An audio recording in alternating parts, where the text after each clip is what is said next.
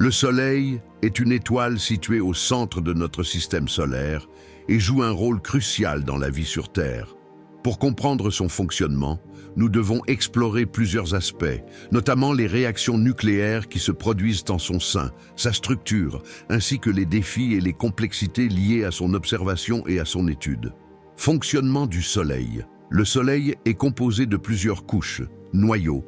C'est la région centrale où se produisent les réactions de fusion nucléaire. À des températures atteignant environ 15 millions de degrés Celsius, des protons se fusionnent pour former des noyaux d'hélium, libérant une immense quantité d'énergie. Zone radiative. Dans cette couche, l'énergie générée dans le noyau se déplace lentement vers l'extérieur sous forme de photons. Ce processus peut prendre des milliers d'années, car les photons sont constamment absorbés et réémis par les particules. Zone convective. Ici, l'énergie se déplace par convection. Des courants de gaz chaud montent vers la surface, tandis que le gaz plus froid descend. Atmosphère solaire.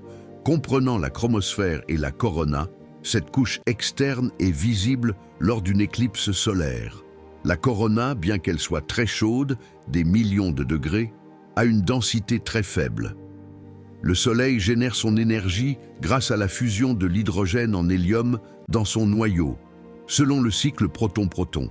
Chaque seconde, le Soleil convertit environ 600 millions de tonnes d'hydrogène en 596 millions de tonnes d'hélium, et la différence se transforme en énergie qu'il émet sous forme de lumière et de chaleur. Complexité de l'observation et de l'étude du Soleil. Le Soleil est à environ 150 millions de kilomètres de la Terre. Cette distance rend l'observation directe de ces conditions extrêmes difficile. De plus, l'observation du Soleil sans protection peut endommager gravement les yeux et les instruments.